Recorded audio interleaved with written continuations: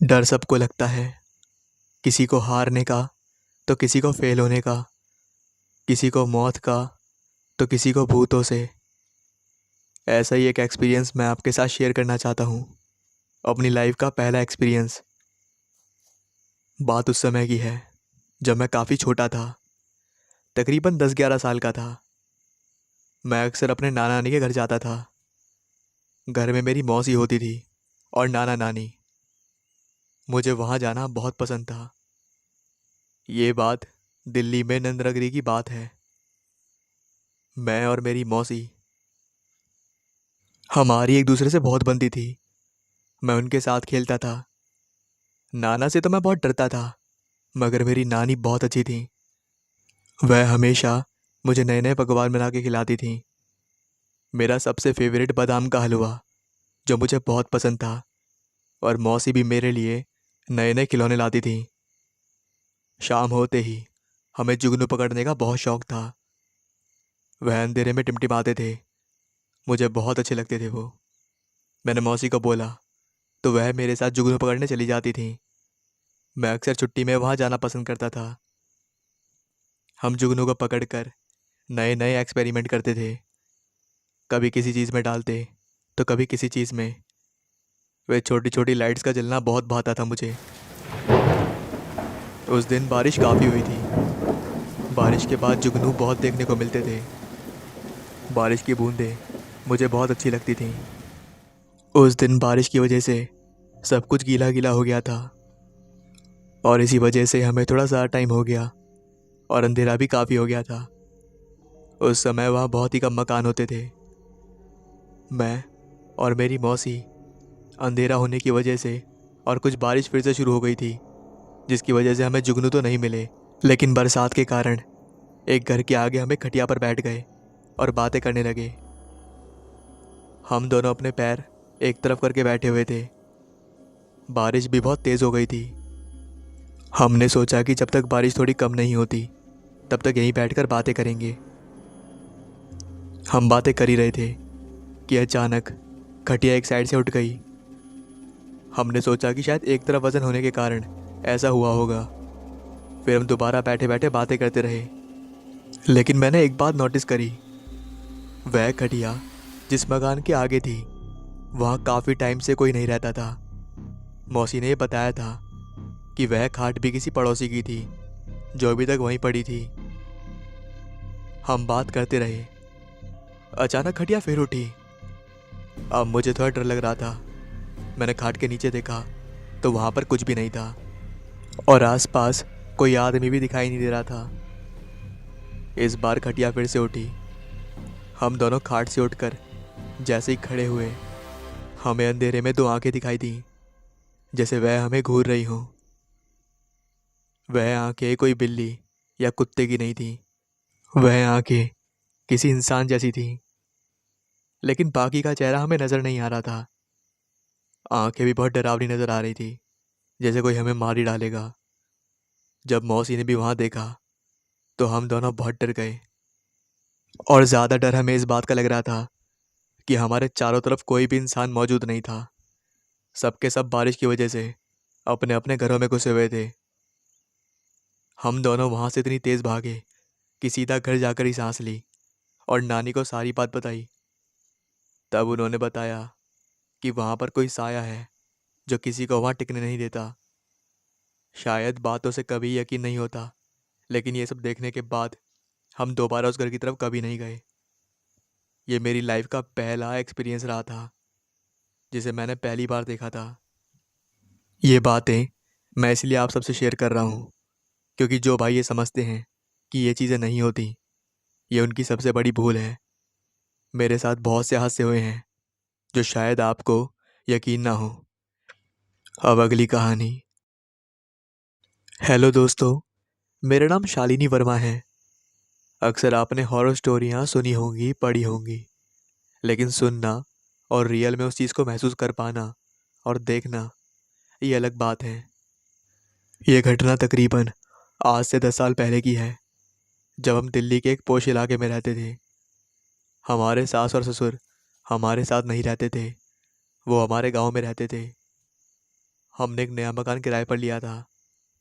उसके बारे में काफ़ी सुनने में आया था कि यह मकान भूतिया है, लेकिन तब हमें अच्छे से पता नहीं था। वह मकान काफ़ी सालों से बंद पड़ा था। मकान मालिक ने उसमें सफेदी तो करवा दी थी, लेकिन सफाई नहीं करवाई थी। मेरे पति, जो कि एक मार्केटिंग की जॉब करते हैं, और मेरा बेटा, जो कि उस समय तकरीबन 1 साल का था, हम दोनों ने मिलकर पूरे घर की साफ सफाई करी। 6-8 इंच तक उसमें मिट्टी चढ़ी हुई थी। सारे घर की सफाई में 2 से 3 दिन लग गए। फिर कहीं जाकर हम उसमें शिफ्ट हुए। मकान काफ़ी बड़ा था और सस्ता था। ये सोचकर हमने उसमें सामान रखा, लेकिन पता नहीं था कि वह हमारे लिए ठीक नहीं था। अभी कुछ ही दिन बीते थे। मुझे रात को कई बार घर में हलचल सी महसूस होती थी। मेरे पति तो दिन भर की थकावट के कारण घोड़े बेचकर सो जाते थे, लेकिन मेरे पास ऐसा कोई काम नहीं था जो मैं भी थक कर सो जाती। नींद मेरी ऐसी थी कि घर में कोई भी हलचल हो जाए तो नींद अपने आप खुल जाती थी। उस दिन भी कुछ ऐसे ही हुआ। रात को मेरे पति और मैं आराम से सो रहे थे। मुझे घर में किसी के होने का एहसास हुआ। मुझे कोई परछाई की तरह खिड़की पर नजर आई। हमारा घर चारों तरफ से बंद था। सीढ़ियों में ताला लगा था। बाहर का दरवाज़ा भी बंद था। हमारा कमरा बड़ा था। पीछे 2 कमरे और भी जो खाली पड़े थे। वहाँ सिर्फ हम 2 पति पत्नी रहते थे। मुझे परछाई का एहसास हुआ। मेरी आंखें खुल गई थी। मैं अपने पति को हाथ मारकर कहा, बाहर कोई है। वह तुरंत उठे और बाहर देखा, मगर वहाँ कोई नहीं था। उन्होंने वहम कहकर सो गए। अगले दिन सुबह नहा धोकर मैं रसोई में काम कर रही थी। उस दिन मैं हलवा बना रही थी। अपनी लाइफ मैंने कभी ऐसी हरकत नहीं देखी जो उस दिन हुई थी। गैस पर रखा हलवा इतना टाइट हो गया कि वह दांतों से तोड़कर खाना पड़ा। उस घर में हर बार कुछ ना कुछ ऐसा ज़रूर होता कि यकीन करना मुश्किल हो जाता। अक्सर कुछ ना कुछ होता ही रहता था। कभी उनकी बाइक में पंचर हो जाता। रात को वह आते तो ठीक, लेकिन सुबह पंचर मिलता। ये सिलसिला भी कई दिन लगातार चला। फिर एक दिन उनके एक्सीडेंट की खबर आई। उनके हाथों की पूरी खाल उतर गई थी। फिर उनका दोस्त हरी उसे घर छोड़कर गया। कई दिन में वह ठीक हुए, लेकिन ये सिलसिला रुका नहीं था। उनकी नई जॉब लगी, मगर सैलरी तो अकाउंट में आती, मगर पैसे नहीं निकल पा रहे थे। बैंक वाले वेरिफिकेशन के कारण उनका एटीएम नहीं दे रहे थे, जिसके कारण बहुत परेशानी होने लगी। चारों तरफ से परेशानी। हम तो जैसे किसी परेशानी का शिकार बन गए। दुखों का पहाड़ टूटने लगा और ऊपर से उस घर का माहौल बहुत डरावना होने लगा था। आगे का बड़ा कमरा, उसके पीछे 2 कमरे, साइड से गैलरी थी जहाँ से उन 2 कमरों में जाना होता, और वॉशरूम भी पीछे। ये सारी सच्ची घटना है जो मैं अपनी इस कहानी में आपको सुना रही हूँ। एक दिन वह काम पर गए हुए थे। दोपहर का समय था। ठंड का महीना चल रहा था। ये जनवरी के आसपास की बात थी, जब मैं और मेरा बेटा सो रहे थे। सर्दियों में अगर गर्म रजाई हो तो नींद अक्सर आ ही जाती है। मैं भी सो ही रही थी कि अचानक मुझे किसी की चीख सुनाई दी। मैं पल भर में उठी और वहाँ पर कोई नहीं था। मैंने उठकर बाहर भी देखा, लेकिन बाहर भी कोई नहीं था। मैंने सोचा कि शायद मेरा वहम है। मैं फिर जाकर लेट गई। अभी मुझे झपकी लगी थी कि तभी मुझे ऐसा लगा जैसे मेरी रजाई में कोई है, लेकिन जैसे ही मैंने हाथ मारा तो वहाँ कोई नहीं था। मैंने अपने बेटे को लेकर छत पर धूप में जा बैठी। कमरे की कुंडी मैंने लगा दी थी। थोड़ी देर बाद मुझे घर के अंदर से बर्तन गिरने की आवाज़ आई। मैं उठकर नीचे आई तो मैंने देखा कांच के कई गिलास टूटे हुए थे जो मैंने अलमारी में रखे थे। स्टील के बर्तन भी गिरे हुए थे, जैसे किसी ने जानबूझकर सामान गिराया हो।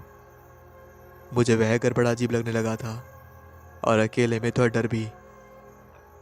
मैंने शाम को अपने पति से दिन की सारी बातें बताई, लेकिन वह वहम कहकर टालते रहे। एक दिन तो हद ही हो गई। हम दोनों सो रहे थे। अचानक मुझे नींद में एहसास हुआ कि मेरे पैरों की तरफ कोई है। मैंने पैर हटाए। आखिर मैं नींद में थी, लेकिन फिर से हल्की हल्की ससाहट सी हुई। मेरी नींद अब कुछ हद तक खुल चुकी थी। मैंने हल्की हल्की आंखें खुली तो मुझे मेरे पैरों के करीब कोई अंधेरे में, कोई लंबे लंबे बालों में जैसे कोई औरत बैठी हो, जो मेरे कमरे में अंधेरा होने की वजह से मुझे साफ साफ दिखाई नहीं दे रही थी। उसके बाल खुले हुए थे। मेरी आवाज़ नहीं निकल पा रही थी। किसी तरह मैंने आंख मीच कर करवट ली अपने पति की तरफ और उन्हें हाथ मारकर उठाया। उन्होंने भी उसे देखा और उन्होंने उठकर तुरंत लाइट जलाई तो वहाँ पर कोई भी नहीं था। लेकिन इस बार हम दोनों ने उसे देख लिया था। हम दोनों में धड़क सी हो गई कि आखिर उस घर के अंदर सिर्फ हम दोनों ही थे। आंखों की नींद तो कब की उड़ चुकी थी। हम दोनों ने हल्ला न मचाते हुए किसी तरह जाग कर रात काटी और अगले ही दिन वह घर खाली करके दूसरी जगह घर ले लिया।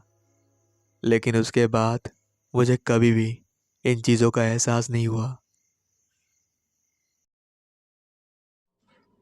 जिस तरह हमारे यहाँ इमरजेंसी पुलिस होती है, उसी तरह अमेरिका में एक अलग पुलिस डिपार्टमेंट होता है, जिनका काम जंगलों और पहाड़ों पर खोए हुए लोगों को ढूंढने का होता है।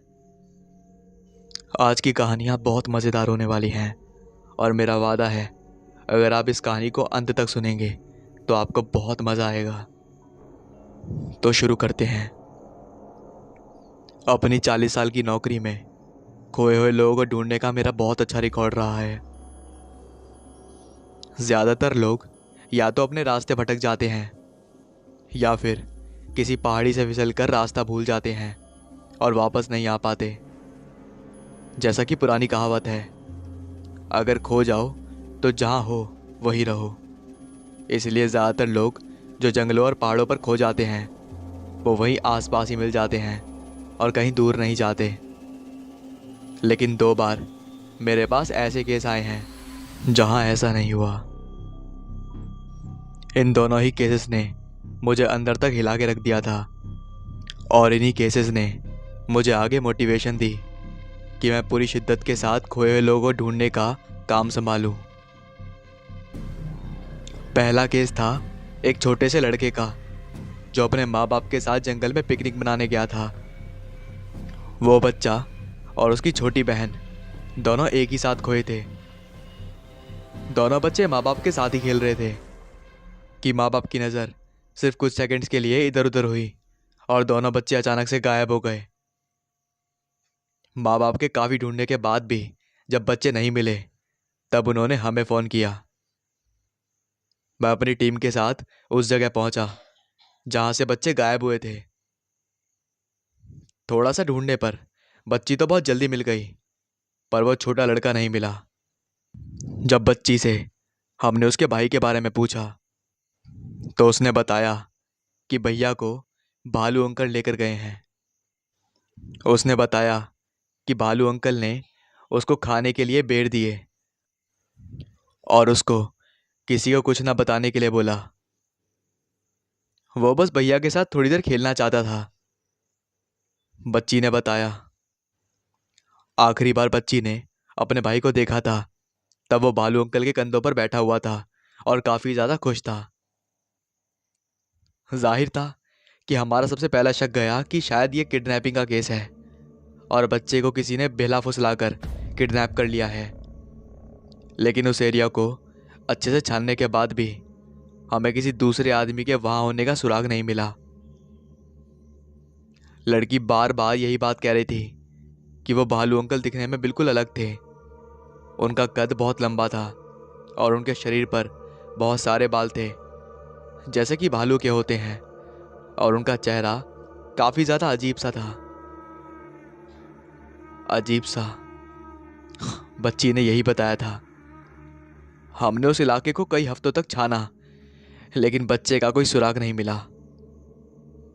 वो मेरी लाइफ के सबसे लंबे चले केसेस में से एक था। आखिर में हार कर हमें वो केस बंद करना पड़ा। लेकिन कहानी अभी खत्म नहीं होती। अब आते हैं दूसरे केस पर। दूसरा केस था एक 11 से 12 साल की लड़की का, जो अपनी मम्मी और दादाजी के साथ पहाड़ों पर घूमने के लिए आई थी। उसकी मम्मी ने बताया कि वो बस 1 मिनट के लिए पेड़ पर चढ़ी थी, ये देखने के लिए कि आसपास और क्या क्या है। बस फिर वो लड़की उस पेड़ से कभी नीचे नहीं आई। पता नहीं पेड़ से कहाँ गायब हो गई वो। उन्होंने उसका घंटों तक पेड़ के नीचे वेट किया। ना कोई चिल्लाने की आवाज आई, ना गिरने की आवाज आई। लड़की पेड़ के ऊपर ही गायब हो गई थी, जैसे कि हवा में गायब हो गई हो। घंटों वेट करने के बाद उन्होंने हमसे कांटेक्ट किया। जब हम वहां पहुंचे तो हमने भी उस इलाके को अच्छे से ढूंढा, लेकिन लड़की का कोई भी अता पता नहीं चला। मैं आज तक नहीं समझ पाया कि वो दोनों बच्चे गए तो गए कहाँ, और उन मासूमों को ढूंढ ना पाने का दर्द मैं आज भी महसूस करता हूं। कई बार जब किसी खोए हुए शख्स को ढूंढने जाना होता था तो मैं अकेला ही अपने खोजी कुत्ते को साथ लेकर निकल पड़ता था, और अक्सर वो खोजी कुत्ते मुझे सीधा किसी ऊंचाई वाली पहाड़ी के नीचे ले जाते थे। कोई छोटी मोटी पहाड़ी नहीं थी, बल्कि ऊंची ऊंची पहाड़ियां थी, जहां ना कोई पेड़, ना कोई चट्टान, ना ही कोई पत्थर, सिर्फ सीधी खड़ी हुई ऊंची पहाड़ियां, जिन पर चढ़ना किसी प्रोफेशनल के भी बस की बात नहीं थी। ऐसी पहाड़ियां जहां ठीक से हाथ रखने तक की जगह नहीं होती थी, और हमेशा ही खोया हुआ इंसान पहाड़ के ऊपर या फिर दूसरी तरफ ही मिलता था, वो भी हेलीकॉप्टर की मदद से कई कई किलोमीटर दूर। उन लोगों को याद ही नहीं होता था कि वो वहां पहुंचे कैसे। दिमाग घूम जाता था ये सोच के, वो उस तरफ पहुंचे तो पहुंचे कैसे। कोई ना कोई जवाब तो जरूर होगा इसका, लेकिन मुझे इसका आज तक कोई जवाब नहीं मिला। एक केस मुझे अच्छे से याद है, जिसमें हमें एक डेड बॉडी मिली थी।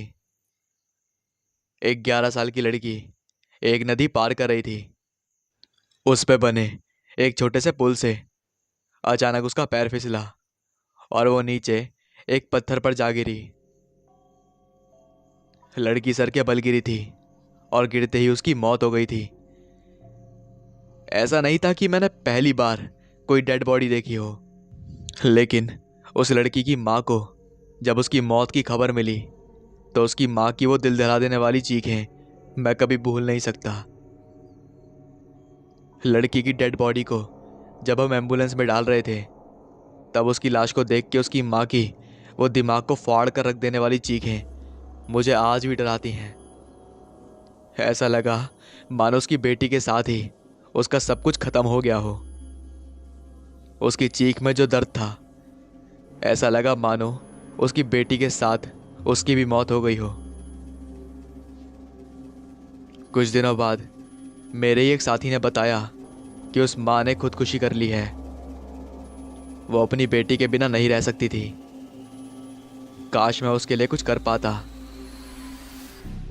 एक बार मुझे एक दूसरी टीम के अफसर के साथ काम करने का मौका मिला। मैं खुद भी एक ऑफिसर ही था।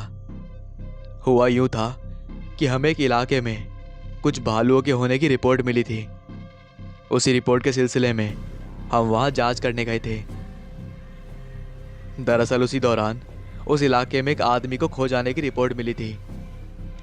वह आदमी वहां पर हाइकिंग के लिए गया हुआ था और उसको कुछ दिन में वापस आ जाना था, लेकिन वो वापस नहीं आया। ट्रेनिंग के दौरान हमें पहाड़ चढ़ना सिखाया जाता है, और उस आदमी को ढूंढने के लिए हमें बहुत मुश्किल मुश्किल पहाड़ियां चढ़नी पड़ी। आखिरी में हमें वो मिल ही गया। उसका पैर दो पत्थरों के बीच बने छोटे से छेद में फंसा हुआ था और टूट गया था। मालूम पड़ा कि वो वहां 2 दिन से फंसा हुआ था और उसका पैर सड़ना शुरू हो चुका था। काफी देर मशक्कत करने के बाद किसी तरह हमने उसको बाहर निकाला और हेलीकॉप्टर पर चढ़ाया। हेलीकॉप्टर में सिर्फ डॉक्टर ही उसके साथ थे। बाद में उस डॉक्टर ने हमको बताया कि वो आदमी चुप ही नहीं हो रहा था और बस रोए जा रहा था। बार बार एक ही बात बोल रहा था कि वो तो बिल्कुल ठीक था और अच्छे से पहाड़ी चढ़ाई कर रहा था। पता नहीं उसको वहाँ एक रहस्यमय आदमी मिला और उस आदमी के पास चढ़ाई का कोई औजार नहीं था और वो सफ़ेद कपड़े पहने हुए था। वो उस रहस्यमय आदमी के पास गया और उसको पीछे से आवाज़ दी। वो आदमी पलटा तो उसने देखा कि उसका कोई चेहरा ही नहीं है। सिर था लेकिन कोई आंख, नाक, मुंह कुछ भी नहीं था। उसने बताया कि उस आदमी को देख के वो इतना ज़्यादा डर गया था कि जल्दी से पहाड़ी के नीचे आने लगा और उसी दौरान उसका पैर फिसला और वो वहाँ फंस गया। उसने बताया कि जब वो वहाँ फंसा हुआ था तो पूरी रात उस बिना मुंह के आदमी के नीचे उतरने की आवाज़ें उसे सुनाई दे रही थी। नीचे उतरते हुए उस आदमी की भयानक, दिल दहला देने वाली चीखें पूरी रात उसने सुनी। डॉक्टर की यह बात सुन के मेरा रोम रोम खड़ा हो गया। अच्छा हुआ जब वो ये कहानी सुना रहा था तो मैं उसके साथ हेलीकॉप्टर में नहीं था। वैसे मेरी जिंदगी के सबसे भयानक केसेस में से एक था एक लड़की को ढूंढने का केस, जो कि अपने दोस्तों के ग्रुप के साथ हाइकिंग के लिए गई थी और उनसे अलग हो गई थी। उस दिन हम देर तक बाहर पहाड़ी पर ही उसको ढूंढ रहे थे क्योंकि हमारे खोजी कुत्तों को उसकी गंध मिल गई थी। जब वो हमें मिली तब वो एक बड़े सड़े लक्कड़ के डिब्बे पे सहमी हुई सी बैठी हुई थी। उसको देखने से ही पता चल रहा था कि वो किसी सदमे में थी और बहुत ज्यादा डरी हुई थी। उसके एक पैर का जूता भी गायब था और उसका बैग भी वहां नहीं था। हालांकि शुक्र है कि उसको कोई चोट नहीं लगी थी, इसीलिए हम उसको अपने साथ पैदल ही वापस ले जाने लगे। अंधेरा काफी हो चुका था। वापस जाते समय वो लड़की बार बार डर डर कर पीछे मुड़ मुड़ कर देख रही थी और बार बार पूछ रही थी कि वो बड़ी बड़ी काली आंखों वाला आदमी हमारा पीछा क्यों कर रहा है। हमें वहां कोई आदमी दिख नहीं रहा था, लेकिन वो बार बार पीछे देख रही थी। हमें लगा शायद कि वो सदमे में है और सदमे के कारण ऐसी बहकी बहकी बातें कर रही है। लेकिन हम जैसे जैसे अपने बेस के पास पहुंच रहे थे, उसकी अजीब हरकतें बढ़ती जा रही थी और उसने चिल्लाना शुरू कर दिया था। बार बार वो मुझसे कह रही थी, उस आदमी को बोल दो मुझे देख के मुंह ना बनाए। एक मौका तो ऐसा आया कि वो लड़की वहीं रुक गई और पलट के चिल्लाने लगी, मेरा पीछा करना बंद कर दो, मेरा पीछा करना बंद कर दो, मैं तुम्हारे साथ नहीं जाऊंगी। मैं मैं इन लोगों को मैं इन लोगों को तुम्हारे साथ नहीं ले जाने दूंगी। बड़ी मुश्किल से हम उसको खींच के आगे बढ़े, लेकिन उसके अचानक बाद हमें अपने चारों तरफ से अजीब अजीब सी आवाजें आने लगी। अंधेरा होने के कारण कुछ दिख तो नहीं रहा था, लेकिन आवाजें चारों तरफ से आ रही थी। ऐसा लग रहा था मानो कोई खांस रहा हो, लेकिन वो कोई नॉर्मल खांसी नहीं थी, बल्कि कोई बनावटी खांसी लग रही थी। एक लय में आ रही थी, वो भी चारों तरफ से, जैसे रात के अंधेरे में कीड़े आवाज नहीं करते, बिल्कुल ऐसे। मुझे नहीं पता कि मैं उस आवाज को कैसे बयां करूं। जब हम अपने बेस पर पहुंचने ही वाले थे, वो लड़की रुकी और उसने मेरी तरफ देखा। उसकी आंखें इतनी ज्यादा फटी हुई थी जितना कोई इंसान नॉर्मली नहीं खोल सकता था। उसने मेरे कंधे पर हाथ रखा और धीरे से बोली, वो कह रहा है कि तुम जल्दी से यहां से निकल जाओ। उसको तुम्हारी गर्दन पर बना चोट का निशान बिल्कुल अच्छा नहीं लग रहा है। मेरी गर्दन पर बचपन में लगी एक चोट का निशान है, जो कि कपड़े पहनने के बाद नहीं दिखता, और उस टाइम तो मैंने जैकेट भी पहनी हुई थी। मुझे नहीं पता कि उस लड़की को उस निशान के बारे में कैसे पता चला, लेकिन जैसे ही उसने मुझको ये बोला, अचानक वो खांसने की आवाज बिल्कुल मेरे कान के अंदर से आने लगी। मेरा रोम रोम खड़ा हो गया और दिल धाड़ धाड़ के बजने लगा। मेरे साथ मेरे और साथी भी थे। मैंने उनको बोला कि जल्दी से यहां से निकलो। मैं बहादुर दिखने की कोशिश कर रहा था अपने साथियों के सामने, लेकिन सच ये है कि मैं उस समय हद से ज़्यादा डरा हुआ था। आखिरकार हम अपने बेस पर पहुंच गए, लेकिन उस रात जो हुआ उसको सोच के मैं आज भी कांप उठता हूं। अब मुझे ये नहीं पता कि सभी टीम्स के साथ ऐसा हुआ है या नहीं, लेकिन जहां तक मेरी यूनिट का सवाल है तो ये बहुत आम सी बात है हमारी यूनिट के लिए। हालांकि इसके बारे में कभी आपस में बात नहीं करी जाती थी। आप लोग चाहो तो किसी दूसरे खोजी दस्ते यानी कि सर्च एंड रेस्क्यू टीम के ऑफिसर से इसके बारे में पूछ सकते हो सकता है कि वो आपको इसके बारे में ना बताएं, लेकिन इसके बारे में हमारे सीनियर्स ऑफिसर की तरफ से हमको सख्त निर्देश होते थे कि किसी भी हालत में इस बारे में कोई बात नहीं करेगा, चाहे कुछ भी हो जाए। शुरू शुरू में मुझे काफ़ी अजीब लगा था, लेकिन थोड़े ही टाइम बाद मुझे भी इनकी आदत पड़ गई थी और तकरीबन हर दूसरे तीसरे दिन इनसे सामना हो जाता था। मुझे पता है आप कंफ्यूज हो रहे हो, आगे बताता हूँ।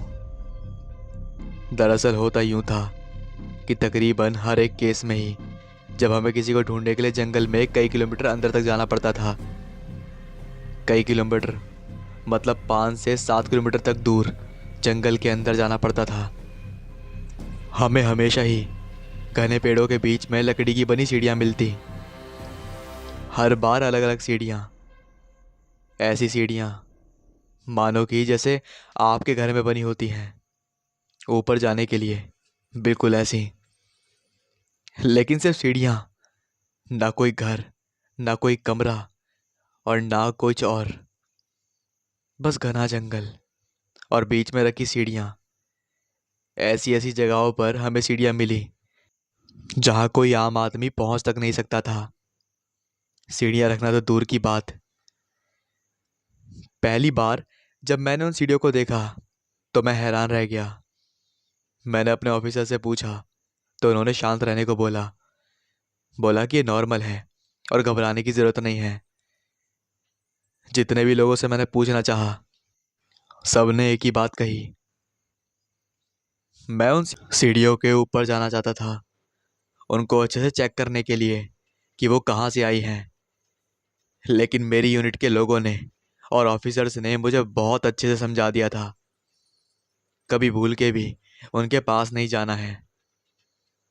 अब तो जैसे उनकी आदत सी पड़ गई थी, क्योंकि इतनी बार मुझे वो सीढ़ियाँ मिल चुकी हैं कि अब तो उन पर ध्यान ही नहीं जाता। उन रहस्यमय सीढ़ियों की बात करूं तो मैंने बहुत तरह की सीढ़ियां देखी हैं जंगलों में। सब सीढ़ियों की बनावट अलग अलग होती है और सबका साइज भी अलग ही होता था। कुछ सीढ़ियां बिल्कुल नई होती थी, मानो कि बिल्कुल अभी अभी बनाई गई हों, तो कुछ बिल्कुल पुरानी और जर्जर हालत में होती थी। एक बार मैंने ऐसी सीढ़ी देखी जिसको देख के लगा कि वो अभी अभी किसी लोहे की दुकान से बन के आई हो। ज्यादातर सीढ़ियां जो कि लकड़ी की बनी लगती थी, वो सीढ़ी लोहे की बनी लग रही थी और धूप में चमचमा रही थी। आमतौर पर दूसरी सीढ़ियों से बड़ी थी वो और घूमकर ऊपर जा रही थी, बिल्कुल ऐसे जैसे बड़ी पानी की टंकियों में सीढ़ियां होती हैं। सीढ़ियां बहुत बड़ी नहीं हुआ करती थी, इतनी ही होती थी जितनी आमतौर पर घरों में बनी होती थी। मेरे पास कोई तस्वीर तो नहीं है उन सीढ़ियों की, क्योंकि उनकी फोटो लेने की सख्त मनाही थी हमें और मैं अपनी जॉब नहीं गंवाना चाहता था। फ्यूचर में हो सकता है मैं आपको ज़रूर कोई फ़ोटो खींच के दिखाऊं, लेकिन इसका वादा नहीं कर सकता। जब मैंने अपनी जॉब शुरू की थी तब ट्रेनिंग के दौरान जो सबसे पहला केस मेरे पास आया था वो था एक 8 साल के बच्चे को ढूंढने का केस। वो बच्चा अपनी माँ से अलग हो गया था। ये एक ऐसा केस था जिसमें हमें पक्का यकीन था कि बच्चा ज़रूर मिल जाएगा। कुत्तों को बच्चे की गंध बहुत अच्छे से मिल गई थी और हमें बच्चे के उसी इलाके में होने की निशानी भी मिल गई थी। आखिर में बच्चा मिल गया। करीब 2 किलोमीटर दूर उस जगह से वो खोया हुआ था। बच्चे को पता ही नहीं था कि वो खेलते खेलते इतनी दूर निकल गया था। हमारी टीम का एक साथी उसको वापस लाया अपने साथ। अच्छा हुआ मुझे उस बच्चे को अपने साथ नहीं लाना पड़ा, क्योंकि मैं बच्चों को हैंडल नहीं कर पाता हूँ। मैं और मेरी ट्रेनर जब वापस लौट रहे थे तो मेरी ट्रेनर ने मुझसे कहा, चलो आज तुमको ऐसी जगह दिखाती हूँ जहाँ में ज़्यादातर खोए हुए लोग मिलते हैं।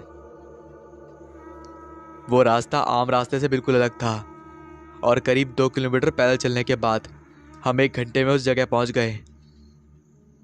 हम जैसे जैसे उस रास्ते जा रहे थे वैसे वैसे वो रास्ता आम रास्ते से अलग हो रहा था और करीब 2 किलोमीटर पैदल चलने के बाद हम 1 घंटे में उस जगह पहुंच गए। हम जैसे जैसे उस रास्ते में जा रहे थे मेरी ट्रेनर मुझे वो तमाम जगह दिखाती जा रही थी जहां उन्हें खोए हुए लोग मिले थे। तभी मुझे कुछ दूर अजीब सा कुछ दिखाई देता है। आगे बताने से पहले बता दूं कि जिस जगह हम मौजूद थे वो पार्किंग से करीब 10 से 12 किलोमीटर दूर थी और साथ ही वो एक सरकारी ज़मीन थी और उस पर किसी भी तरह की कंस्ट्रक्शन गैर कानूनी थी। अब वो चीज़ जो मुझे दिखती है वो दूर से चमकती हुई सी लगती है और सीधी लाइन से बनी दिखती है। अब घने जंगल के बीच सीधी लाइंस कैसे आ सकती हैं? मैं अपनी ट्रेनर को उस तरफ इशारा करता हूँ लेकिन वो कोई जवाब नहीं देती। मैं उस चीज़ को ठीक से देखने के लिए आगे बढ़ता हूँ लेकिन मेरी ट्रेनर मेरे पीछे ही रहती है और जब मैं उस चीज़ के करीब 20 फुट तक पहुँचता हूँ तो मेरा रोम रोम खड़ा हो जाता है। सामने एक स्टेयरकेस है, यानी कि सीढ़ियाँ हैं। इतने घने जंगलों के बीच जहां आदमी का नामो निशान तक नहीं था उस जगह पर सीढ़ियां रखी हुई हैं। साफ बताऊं तो उन सीढ़ियों का वहां होना हद से ज्यादा अजीब था। वो एक नॉर्मल सीढ़ी थी जिस पर की लाल रंग की कालीन बिछी हुई थी और करीब 10-15 सीढ़ियां बनी हुई थी, बिल्कुल ऐसी जैसी घरों में होती हैं। फर्क सिर्फ इतना था कि वो किसी घर में नहीं थी बल्कि एक घने जंगल के बीचों बीच रखी थी। जिस लकड़ी से वो सीढ़ियां बनी थी मैं उसकी लकड़ी को ठीक से देख सकता था। मैं उन सीढ़ियों के सामने खड़ा था। ऐसा लग रहा था मानो दिमाग ने काम करना बंद कर दिया है। तभी मेरी ट्रेनर आके मेरे साथ खड़ी होती है, बिल्कुल आराम से, जैसे उसको कोई फर्क ही नहीं पड़ रहा था। लेकिन मैं हैरान होकर बस उसे देखे जा रहा था और उससे पूछ रहा था, ये ये है क्या चीज? इसकी आदत डाल लो बच्चे, बहुत सामना होगा इससे तुम्हारा। मेरी ट्रेनर हंसते हुए मुझसे कहती है। मैं सीढ़ियों की तरफ बढ़ता हूँ लेकिन वो मेरा हाथ पकड़ के पीछे खींच लेती है। नहीं नहीं, सोचना भी मत। उसकी आवाज नॉर्मल थी लेकिन मेरा हाथ उसने जोर से पकड़ा हुआ था। तुम्हें ऐसी सीढ़ियां बहुत देखने को मिलेंगी, बस कभी उनके पास मत जाना, उनको छूना मत और उनके ऊपर तक मत जाना, बस उनको देख के अनदेखा कर देना। मैं उससे और ज्यादा पूछना चाहता था लेकिन जिस तरह से वो मुझे देख रही थी मैं समझ गया था कि मेरे लिए ज्यादा ना पूछना बेहतर है। उसकी बात सही थी, क्योंकि मेरे करियर में हर हफ्ते मैं 2 से 3 सीढ़ियां देखता ही था। कई बार तो 2-3 किलोमीटर के अंदर जाने पर ही मेरा उनसे सामना हो जाता था। कई बार 25 से 30 किलोमीटर दूर आने पर ऐसी ऐसी जगहों पर जहां कुछ भी नहीं था सिवाय घने जंगलों के, वहां पर सीढ़ियां मिलती थी मेरे को। ज्यादातर उनकी कंडीशन बिल्कुल नई जैसी होती थी लेकिन हर बार अलग अलग साइज, अलग अलग डिजाइन। एक बार तो ऐसी मिली जैसे कि 18वीं सेंचुरी की किसी महल से ली हो, कम से कम 10 फीट चौड़ी और करीब 20 फीट ऊपर जाती हुई।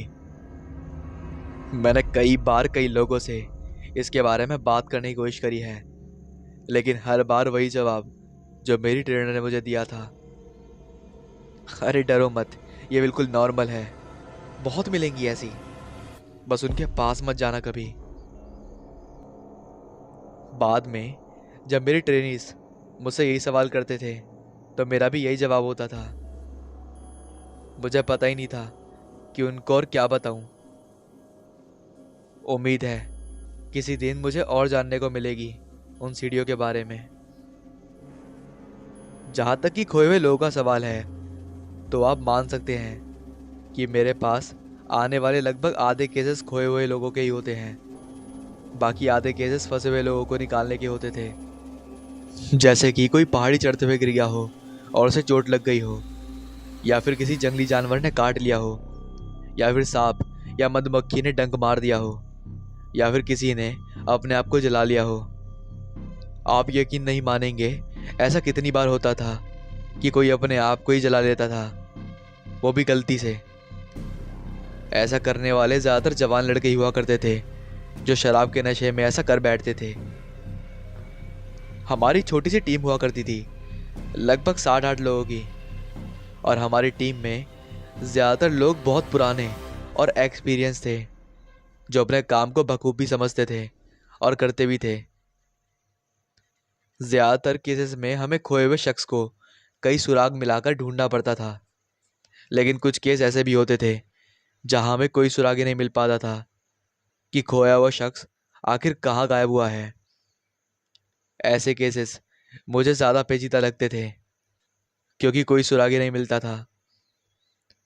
ऐसा ही एक केस मुझे याद है जिसने मुझे बहुत ज़्यादा परेशान किया, क्योंकि उस केस में हमें सुराग भी मिल गया था, लेकिन फिर भी हम कुछ नहीं कर पाए, क्योंकि उस सुराग ने केस सुलझाने के बजाय और सवाल खड़े कर दिए थे।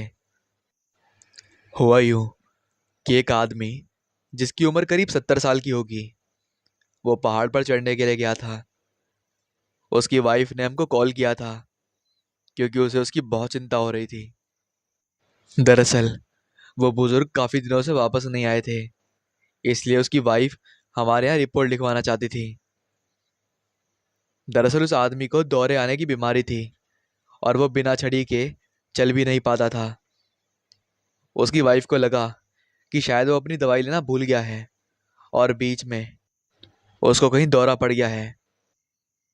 इससे पहले कि आप मुझसे पूछें, मैं आपको बता दूं कि मुझे नहीं पता कि वो आदमी अकेला क्यों गया था, जबकि उसको पता था कि उसको ये बीमारी है, या फिर उसकी वाइफ उसके साथ क्यों नहीं गई। मैं इस तरह के सवाल नहीं पूछा करता था, क्योंकि एक पॉइंट के बाद इन सवालों का कोई मतलब नहीं रह जाता था। कोई साथ गया है या नहीं गया, उससे मुझे क्या मतलब। मेरा काम खोए हुए लोगों को ढूंढना था और मैं उसी पर फोकस करना चाहता था। तो फिर हमने उस आदमी को ढूंढने की कार्रवाई शुरू कर दी थी। नॉर्मली जैसे हम हर एक केस में करते ही थे, हमने 3 टीम बनाई और उस इलाके को अच्छे से छानना शुरू कर दिया।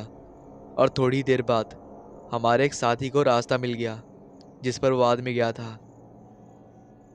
फिर क्या था, हमने उसी रास्ते का पीछा करना शुरू कर दिया। अचानक मेरे वॉकी टॉकी पर एक साथी की कॉल आई और उसने हमें पीछे आने को कहा। आमतौर पर ऐसी कॉल आने का एक ही मतलब होता था कि या तो खोया हुआ शख्स मिल गया है या उसकी बॉडी रिकवर की गई है। तो हम सब उस जगह पहुंचे जहां हमें हमारे साथी को ने बुलाया था। वहां पहुंचे तो देखा कि हमारा साथी एक पेड़ के नीचे खड़ा था और ऊपर देख रहा था। उसके दोनों हाथ उसके सर पर थे। मैंने दूर से उसको आवाज़ लगाई तो उसने पेड़ के ऊपर हाथ करके इशारा किया। मैंने ऊपर देखा तो एक बार के लिए मुझे यकीन ही नहीं हुआ अपनी आंखों पर। पेड़ के करीब 30 फीट ऊपर टहनी पर एक छड़ी लटकी हुई थी। उस छड़ी के ऊपर का हिस्सा जिसको कि हाथ में पकड़ा जाता है, वो अच्छे से टहनी में टंगा हुआ था और वो छड़ी झूल रही थी। ऐसा हो ही नहीं सकता था कि उस खोए हुए बूढ़े शख्स ने उस छड़ी को 30 फीट ऊपर उछालकर वहां टांग दिया हो, और ना ही हमें वहां उस आदमी के आने का कोई निशान मिला।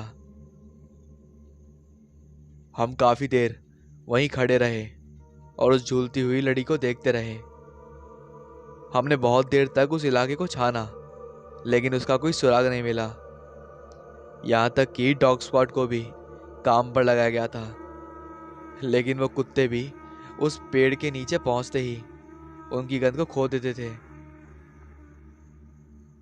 कुछ दिन बाद हार का सामना करने के बाद हमने वो केस बंद कर दिया, क्योंकि हमें और भी केस पर काम करना होता था और उससे ज़्यादा हम कर भी नहीं सकते थे। उसकी वाइफ ने लगभग हमको 1 महीने तक लगातार कॉल करा था और उसके बारे में वो पूछ रही थी।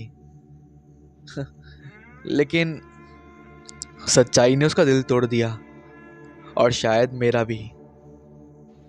मुझे नहीं पता था कि इस केस ने मेरा दिल क्यों तोड़ा। शायद इसलिए कि उसके मिलने के चांसेस सबसे कम थे, या फिर इसलिए कि हमें इतना बड़ा क्लू मिलने के बाद भी हम उस शख्स को ढूंढ नहीं पाए। आखिर वो आदमी उस पेड़ तक पहुंचा कैसे? क्या किसी ने उसका कत्ल करके उसकी छड़ी को वहां टांग दिया था हमको चैलेंज करने के लिए? हमने बहुत कोशिश करी उसको ढूंढने की, लेकिन हम हर चैलेंज में फेल हो गए। खोए हुए बच्चों को ढूंढने का काम सबसे ज्यादा दिल तोड़ने वाला होता है। बच्चे चाहे किसी भी हालत में खोए हों, उनको ढूंढना हमेशा मुश्किल होता है। और हमेशा हमेशा ही जब भी किसी खोए हुए बच्चे का केस आता है, हम दुआ करते हैं कि बच्चा भगवान सही सलामत हो जाए। हमेशा तो नहीं, लेकिन कुछ केसेस में डेड बॉडी ही रिकवर होती हैं। एक बार की बात करूं तो एक बार हमारे पास एक केस आया। एक लेडी अपने 3 बच्चों के साथ पिकनिक मनाने गई थी कि तभी एक बड़े पार्क में नदी किनारे सबसे बड़े बच्चे की उम्र करीब 7 या 8 साल की होगी, दूसरे की 5 साल थी और तीसरे की 3 साल रही होगी। 3 बच्चे उनकी आंखों के सामने ही खेल रहे थे, और उसने बताया कि उसने 1 सेकंड के लिए भी बच्चों को अपनी नज़र से दूर नहीं करा। और गौर करने वाली बात तो यह है कि उसने किसी दूसरे इंसान को भी वहां आसपास नहीं देखा था। मौज मस्ती करने के बाद वो लोग वापस अपना सामान बांध के पार्किंग एरिया में जाने लगे, जहां उनकी कार खड़ी थी। वो नदी बहुत बड़ी थी, जंगलों के बीचों बीच, कोई 3 से 4 किलोमीटर लंबी रही होगी, और उसके साथ का रास्ता बिल्कुल साफ था। घने जंगल थे, लेकिन नदी किनारे का रास्ता साफ था, और पार्किंग एरिया का रास्ता नदी किनारे से होकर गुजरता था। और यह बिल्कुल इम्पॉसिबल ही था कि कोई उस रास्ते से भटक जाए। तीनों बच्चे अपनी माँ के साथ जा रहे थे। तीनों बच्चे आगे आगे थे, और उनकी मम्मी सबसे पीछे थी, जो कि उन पर नजरें बनाई हुई थी। अचानक माँ को ऐसा लगा कि उसके पीछे कोई है, और उसने पीछे मुड़कर देखा, और इन्हीं सिर्फ 3 सेकंड में 5 साल का बच्चा गायब हो गया। पहले माँ को लगा कि शायद बच्चा सूसू करने के लिए इधर उधर गया होगा। फिर उसने दूसरे बच्चे को पूछा, तो उन्होंने बताया कि एक बड़ा सा डरावने मुंह का आदमी जंगल में आया और उसका हाथ पकड़ के उसको अपने साथ ले गया। दोनों बच्चे बिल्कुल डरे नहीं हुए थे। उस लेडी ने हमें बताया कि ऐसा लग रहा था मानो दोनों नशे में हो। जाहिर है वो लेडी बहुत डर गई थी और बदहवासी होके बच्चों को ढूंढने लगी। वो बच्चे का नाम लेके जोर जोर से चिल्ला रही थी। उसने बताया कि एक बार तो उसको ऐसा लगा कि बच्चों ने आपस में उसको आवाज दी हो। अब जाहिर है कि वो अकेली लेडी अकेले तो घने जंगल में जा नहीं सकती थी। उसको ढूंढने के लिए उसके साथ 2 बच्चे और भी थे। तो उसने पुलिस को कॉल किया, और पुलिस ने तुरंत हमें कॉल किया। हमारे पास केस आते ही हम जल्दी से उस जगह पहुंचे और बच्चों को ढूंढना शुरू किया। हमारे साथ हमारा डॉग स्क्वाड भी था। करीब 3-4 किलोमीटर ढूंढने के बाद हमें बच्चे का एक निशान तक नहीं मिला। ना ही डॉग स्क्वाड को बच्चे की कोई गंध मिली। ना पैरों के निशान, ना टूटी टहनियाँ, ना कोई कपड़ा, और ना ही कुछ ऐसा निशान जिसे देख के बच्चे का पता लगाया जा सके।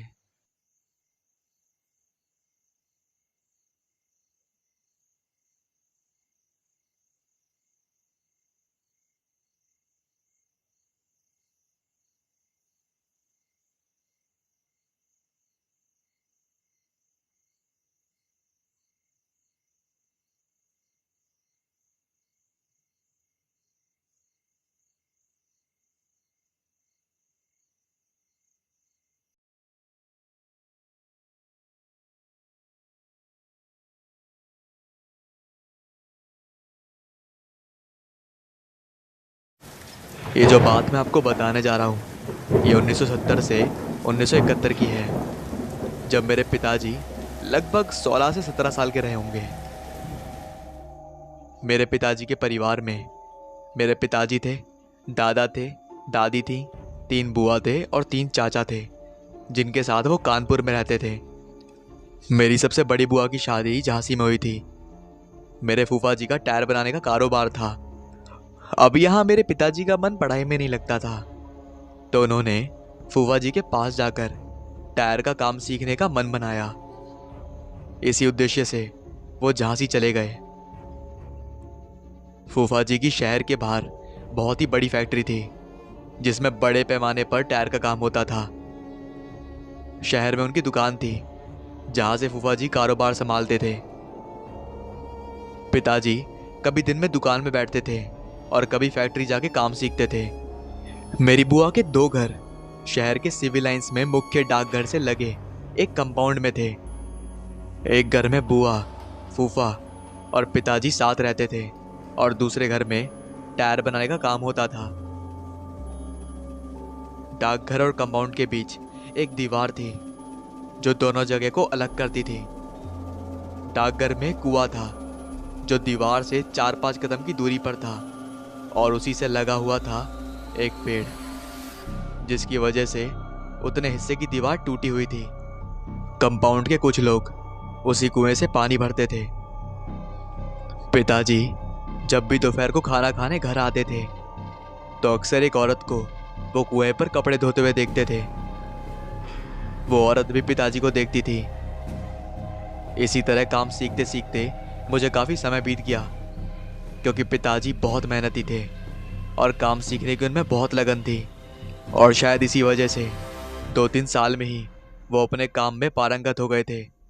अब वो घर पर ही छोटे पैमाने पर टायर बनाते थे। फूफा जी उनकी लगन और मेहनत देखकर बहुत ज़्यादा खुश थे, क्योंकि उनका कारोबार अब और ज़्यादा बढ़ने लगा था। पिताजी भी पूरी कोशिश करते कि उन्हें कोई भी शिकायत का मौका ना दें। एक दिन की बात है, दादी की याद आने पर कुछ दिनों के लिए पिताजी कानपुर आ गए। लगभग 1 हफ्ते के बाद वो घर से वापस लौटकर अपने काम पर लग गए। एक दिन पिताजी अपना काम जल्दी खत्म करके फिल्म देखने के लिए निकल गए।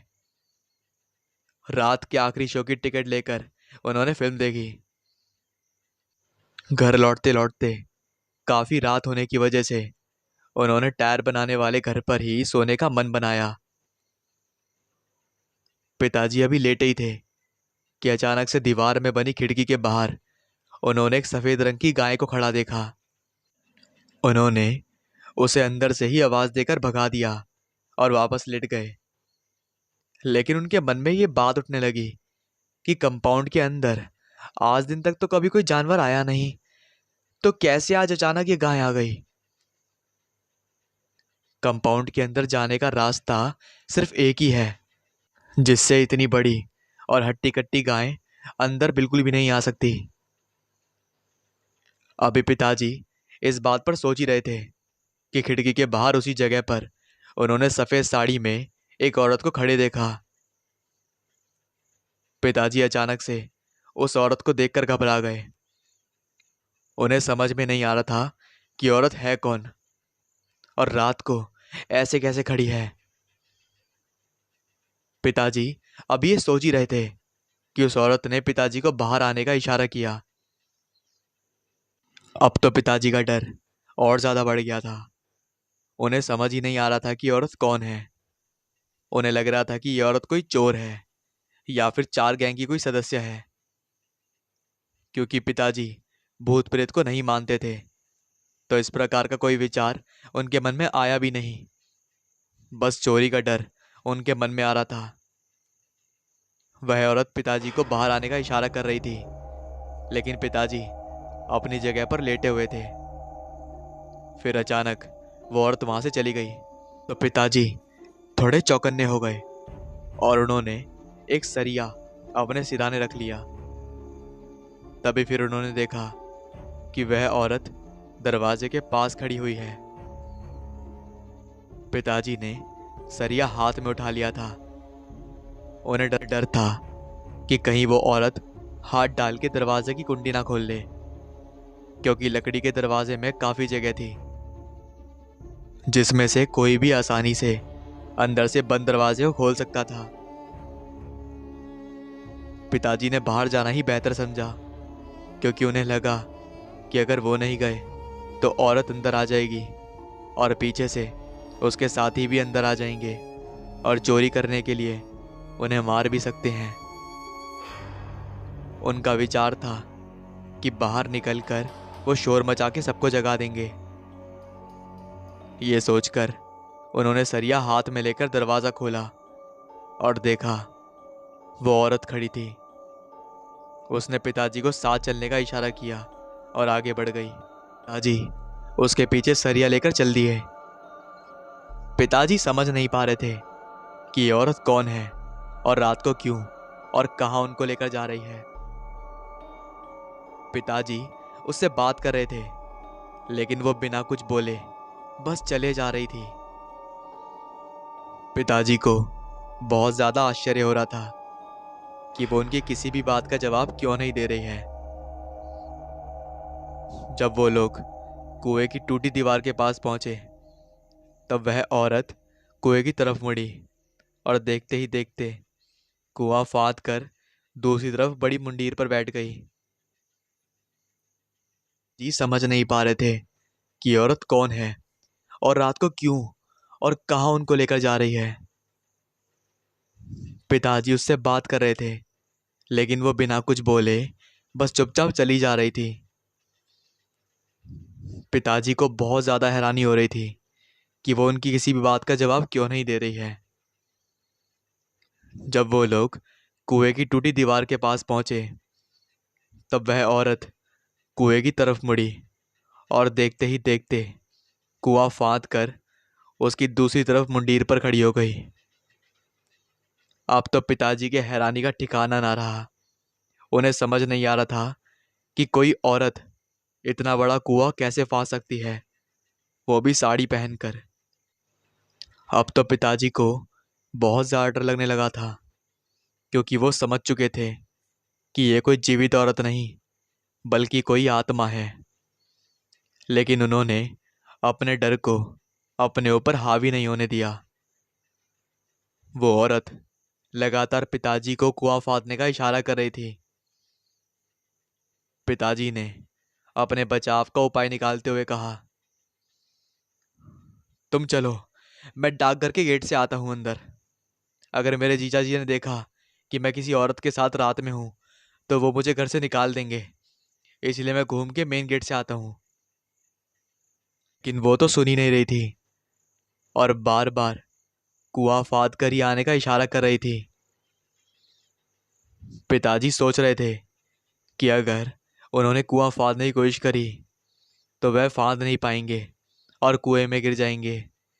लेकिन अगर उन्होंने उसकी बात नहीं मानी तो वो उन्हें मार भी सकती है। पिताजी इसी उलझन में फंसे थे और उसका बदलाव बढ़ता जा रहा था। पिताजी ने आखिर में उससे बोला,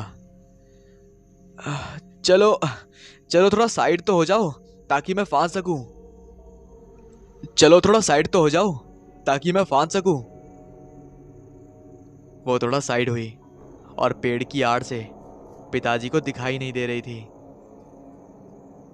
बस उनको मौका मिल गया और उन्होंने एक तेज दौड़ लगाई। वो हमेशा अपने आसपास माचिस रखते थे और उन्होंने सुन रखा था कि भूत प्रेत आग से डरते हैं, इसलिए उन्होंने माचिस जलानी शुरू कर दी।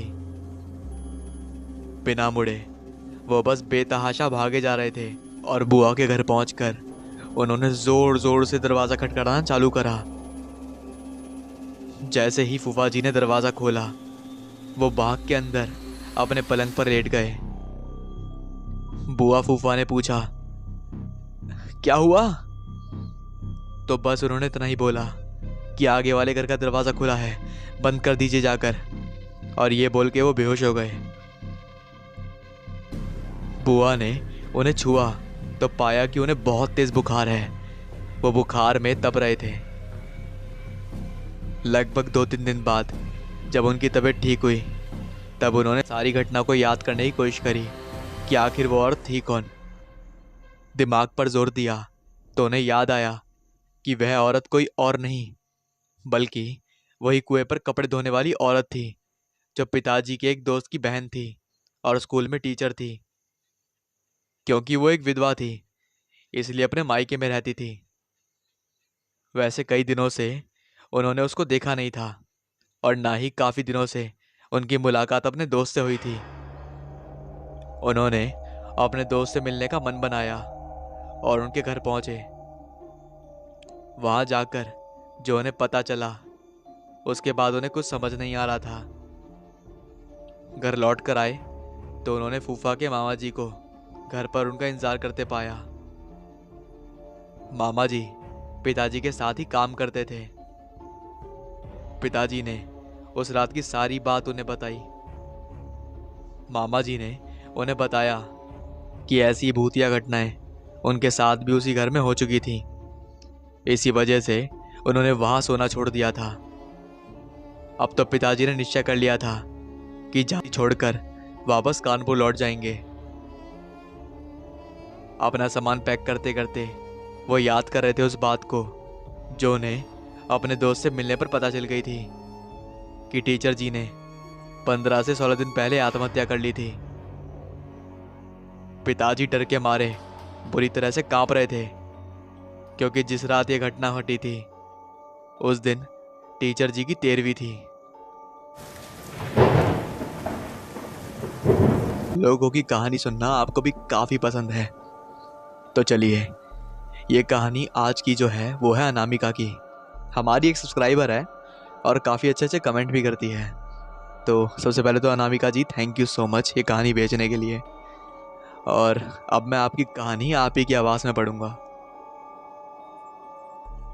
हेलो दोस्तों, मेरा नाम अनामिका है। अक्सर आपने हॉरर कहानियाँ पढ़ी होंगी, लेकिन सुनना और रियल में उस चीज़ को महसूस करना और देखना, दोनों बातों में बहुत ज़्यादा डिफरेंस है। ये घटना तकरीबन 10 साल पहले की है, जब हम दिल्ली के एक पोश इलाके में रहते थे। हमारे सास और ससुर जी हमसे थोड़ी दूर गांव में रहते थे। हमने एक नया मकान किराए पर लिया था। काफी ज्यादा सुनने में आया था कि वो मकान भूतिया है, उस मकान में आत्माएं भटकती हैं, उस मकान में किसी ने फांसी लगा ली थी, जो आम बात है। मतलब कि हम एजुकेटेड परिवार से हैं, हमें इन सब बातों पे इतना यकीन नहीं था। वो काफी सालों से बंद पड़ा था। मकान मालिक ने उसमें सफेदी तो करवा दी थी, लेकिन सफाई नहीं करवाई थी। मेरे पति, जो एक डिजिटल मार्केटिंग की जॉब करते थे, उनका वर्क फ्रॉम होम भी होता था। बेटा, जो कि उस समय तकरीबन 1 साल का था, हम दोनों ने मिलकर पूरे घर की साफ सफाई करी। 6 से 8 इंच तक उसमें मिट्टी चढ़ी हुई थी। सारे घर की सफाई में हमें 2 दिन तक लग गए थे। फिर कहीं जाकर हम उसमें शिफ्ट हुए। मकान काफी बड़ा था और सस्ता था और काफी ज्यादा अच्छे दाम पर मिल गया था। ये सोचकर हमने उसमें सामान रखा, लेकिन पता नहीं था कि वे घर हमारे लिए ठीक नहीं था। अभी कुछ ही दिन बीते थे, लगभग 2 से 3 हफ्ते। मुझे रात को कई बार घर में हलचल सी महसूस होती थी। मेरे पति तो काफी ज्यादा थक जाते थे, इसलिए वो रात को चैन की नींद सोते थे। लेकिन मेरे पास ऐसा कोई काम नहीं था जो कि मैं थक कर सो जाती। नींद ऐसी थी कि घर में कोई भी हलचल हो जाए तो नींद अपने आप खुल जाती थी। उस दिन भी कुछ ऐसा ही हुआ। रात को मेरे पति और मैं आराम से सो रहे थे। मुझे घर में किसी के होने का एहसास हुआ। मुझे कोई परछाई की तरह खिड़की पर नजर आया। हमारा घर चारों तरफ से बंद था। सीढ़ियों में ताला लगा था, बाहर का दरवाजा भी बंद था। हमारा कमरा बड़ा था। पीछे 2 कमरे और भी थे जो खाली पड़े थे। वहां सिर्फ हम 2 पति पत्नी रहते थे। मुझे परछाई का एहसास हुआ। मेरी आंखें खुल गई थी। मैं अपने पति को हाथ मार कर कह रही थी, देखो ना, बाहर कोई है। मेरी बातें सुनकर वो तुरंत उठे और बाहर देखा, मगर वहां कोई नहीं था। वो मुझ पर थोड़ा सा चिल्लाए और उसके बाद वो सो गए। दरअसल उनकी गलती नहीं है, वो बहुत ज्यादा थक जाते हैं। उनका काम भी काफी ज्यादा स्ट्रेस वाला है। अब अगले दिन सुबह नहा धोकर मैं रसोई में काम कर रही थी। मैं हलवा बना रही थी। अपनी लाइफ में मैंने कभी भी ऐसी हरकत नहीं देखी थी जो उस दिन हुई।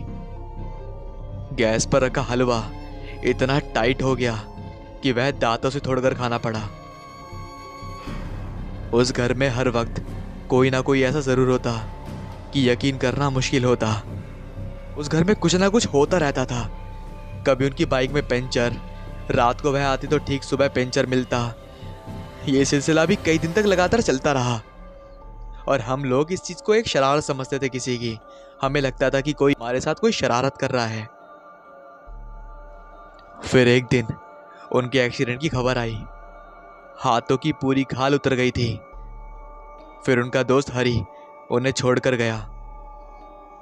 कई दिन में वह ठीक हुए, लेकिन यह सिलसिला रुक नहीं रहा था।